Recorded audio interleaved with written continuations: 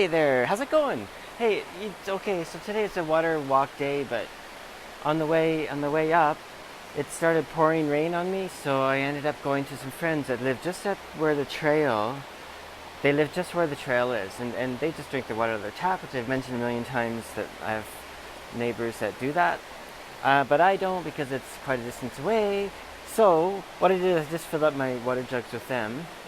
I didn't go on the trail because in the rain it's unbelievably, it's like ice almost, in parts. So, but what I thought I'd do, this is where I live. What I thought I'd do is show you what I do once I bring the water here. So I'm going to set up my phone in my kitchen area, and I'll see if that's of any interest. If it is, I might even post it. Okay. Yeah, so this gives me a chance to give a tour of my place. I've done this a little bit here and there, and right here, let's see if you can't really see it. Actually, I'll turn the light on. I have this room, basically, that I covered in plastic. Like, I made plastic walls. And inside, I have a dehumidifier. Because right now, the humidity's at, like, 98%. And, can't really see it, but I got guitars right there. No, can't see them. Okay, well, whatever. You get the gist. And that's where I do a lot of my guitar work in there. But anyway, that's neither here nor there. Here's my back door. This is what I look out. Well, back window, really. There's the windows here have no glass, just so that. So this is what I look back onto. And I've sort of cut trails up through here, cuts here, and then goes up. And I haven't been up it this year since the cold season, but soon I'll be going up there again. And anyway, yeah. So here's my kitchen. It's kind of like a lot of kitchens here in Thailand are kind of separate from the main house and almost outdoors, right? So this is kind of it's attached to the house. There's a doorway and there's a door, but I never closed the door. And there's another window, again, no glass. So it feels a little bit like half outside. Do you know what I mean? So I'm always doing my cooking here, and this is what I look at right here. So it's really nice. So down here, I have these glass water jugs, and there's my pack that has the plastic water jugs that I use to carry the water in. And what I'll do is I'll take these glass jars and put them on this table thing and fill them. So let me set something up and see if I can show you what I do. It's quite crooked. Okay, let me see if I can make this work better. It might be a bit crooked. Well, maybe. Let's have a look. Okay, so water here. Water here. Oh yeah, that'll work. Can you hear me okay? Check it! Let me see if I can adjust this mic thing. We're in new territory now. Okay, I got the microphone there. Blah, blah, blah. Okay, so what do we got? Okay, that's probably gonna work, okay? Yep. Okay, so what I do is... Anyway, so what I'll do is with these, usually I go when there's a little bit left in one of the jars. So I'll fill up the other jars, close them, and then what I'm gonna do is shake them, like shake the water.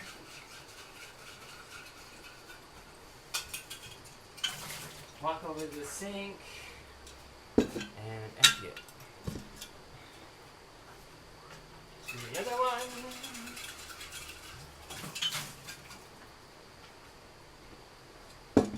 Actually, you know what? Screw it. I'm gonna get my tripod. Hang on. Okay, I don't know. Will that work better? Maybe. Don't know where to put the microphone though. How would I do this?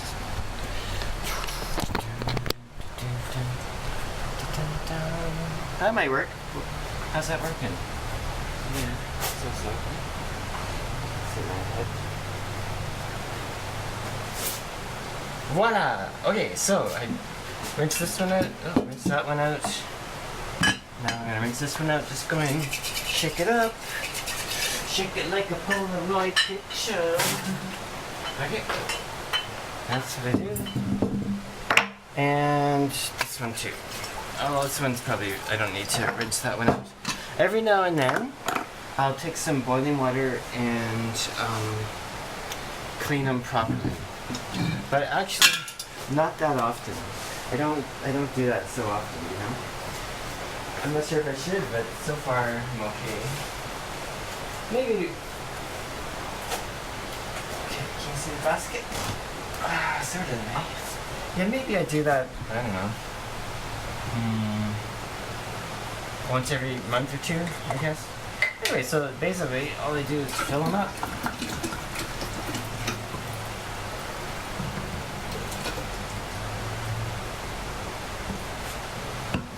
I usually try to get the water in the glass as soon as I can because, you know, I don't know.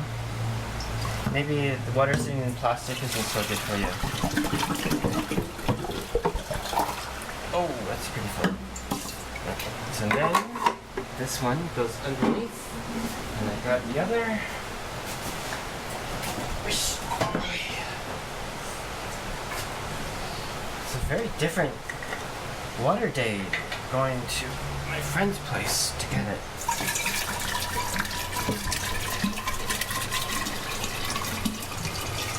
I don't want to make a habit of it though, because I don't like to be too comfortable.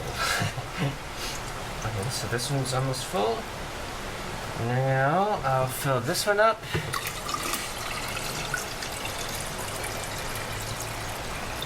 And I have a very fancy little espresso machine, so I'll put some water in that. But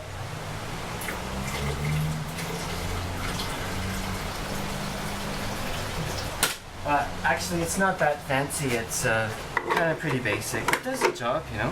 And then I have a bit of water left here, right? So what I'll do is, as I go through the water, I'll use this water first, and then I'll go back to this jar, which is the one with the old water in it. So that's I'll start using it from this one. And that's my system. And that's it. I guess that's it. Not much more to it than that.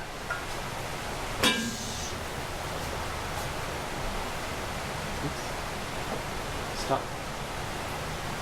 Yeah, so that's it with the water. That's pretty much it. Then I take my pack basket, put it into my dry room, along with the tripod which I brought out today. And yeah. Yeah, not much philosophizing on the general state of the environment today. It's probably just as well. Ugh, it gets a little tedious, all that. Anyway, but while I'm here, hey, if anyone wants to buy a guitar, look, I have 4 guitars available in quite a wide price range. They're all beautiful. I play them regularly. I just finished yesterday during the rain. I made a new rosette. This is sort of pretty abstract, very liney, this one. I'm going to do a proper video on rosettes soon, which I normally do. Take good pictures. Yeah, so it's a rainy day. I might make another one today. What else is new? Whoosh. Oh, yeah. Oh, I got my saddle here.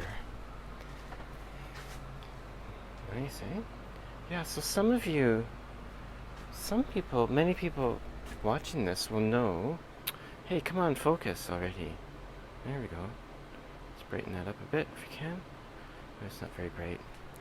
One of the big things I did before leaving Canada was prepare for and then go on a long distance ride on horseback. And it was solo, and through the southern plains of Saskatchewan and Alberta, up almost into central. Like I went as far north as, I guess as far latitude-wise as far as Calgary. Started at that end, went down south. Anyway, so here's my saddle, beautiful Malibu saddle. Everyone asks me, oh, is it English or Western? And it's neither. Quite an interesting saddle, actually. It's based on the old McClellan saddle, which was used by the U.S. military for quite a while. Let's see the bars here. You can't really see it at all, can you? that. Yeah, very, it's, if you can see, all right, let's bring it up here. Yeah, that's better. If you're into writing, I guess. If you're not into it, this might be a meaningless thing. Okay, ugh, stay put. Okay, that might hold for a minute. Yeah, so here are the bars, right? So this is the part that goes on the back of the horse.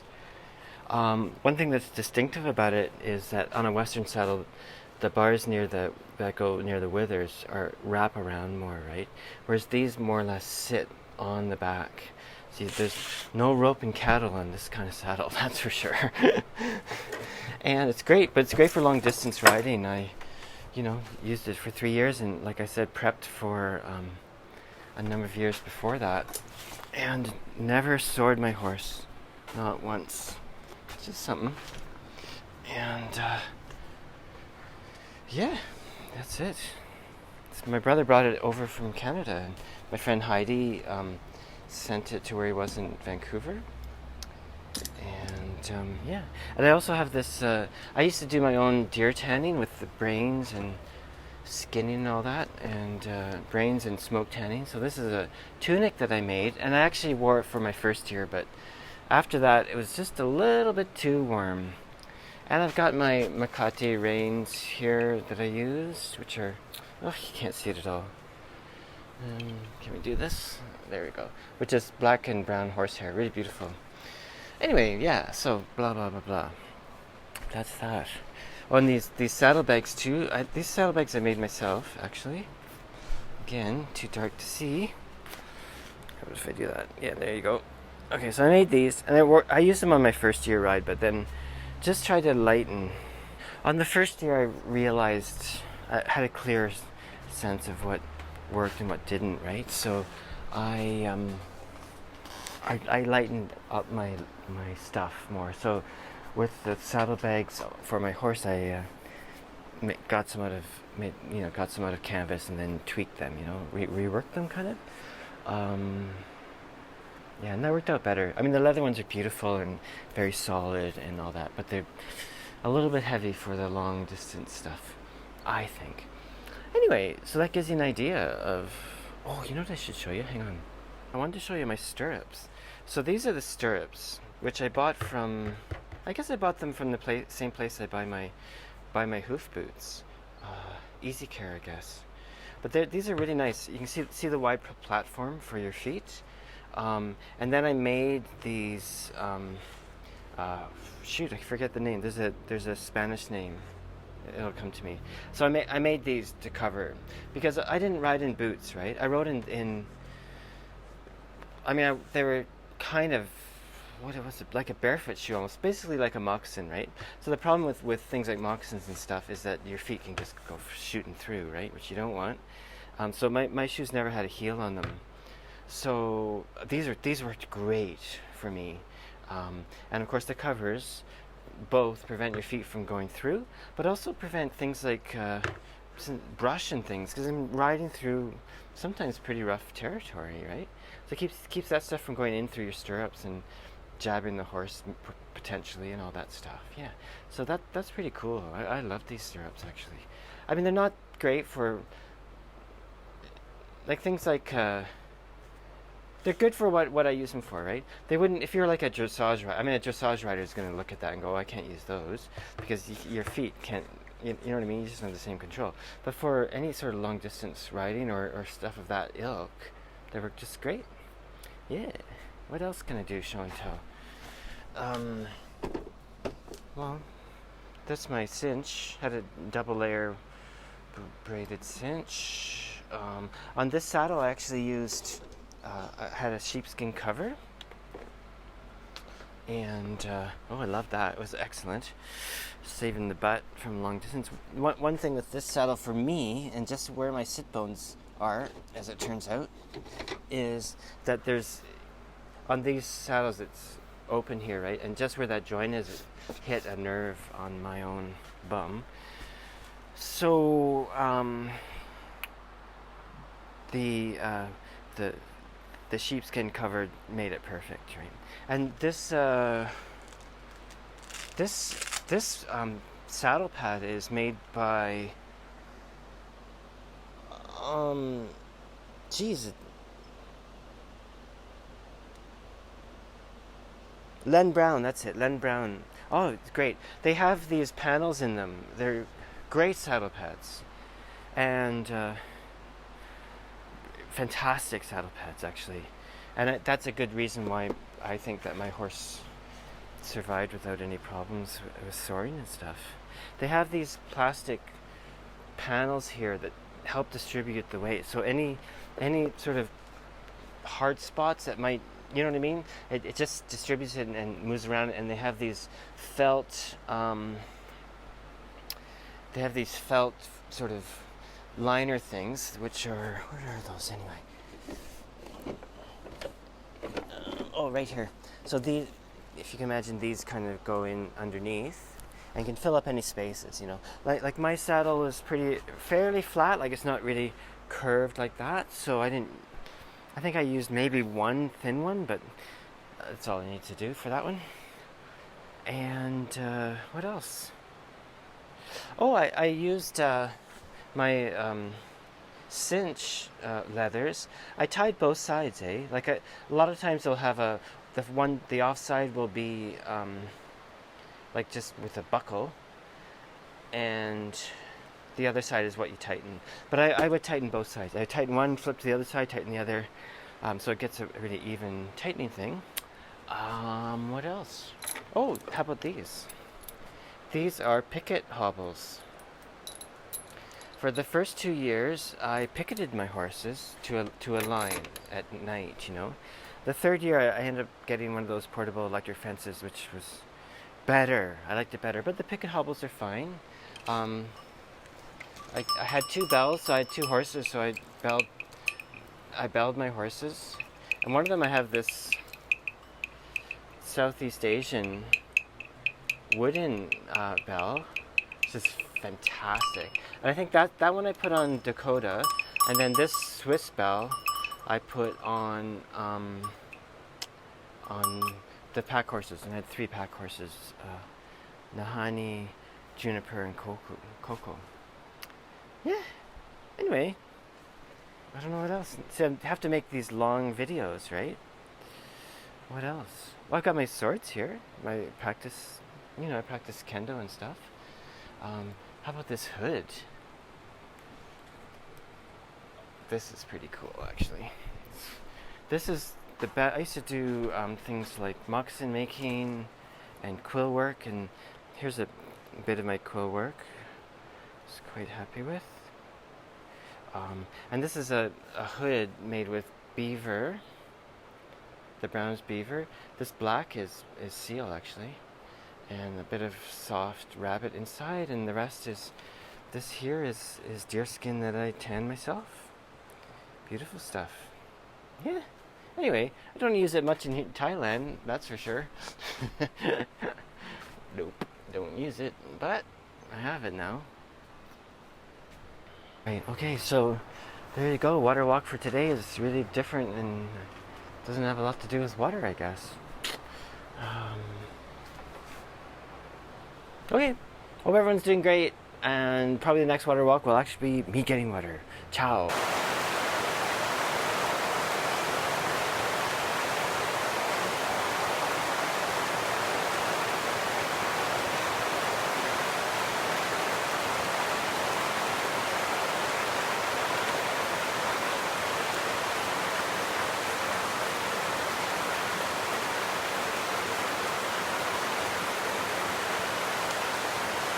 So this is, I'll finish this video off with this one. It's a great showing of a nice downpour. Apparently my mom just said in the city it's hardly raining at all.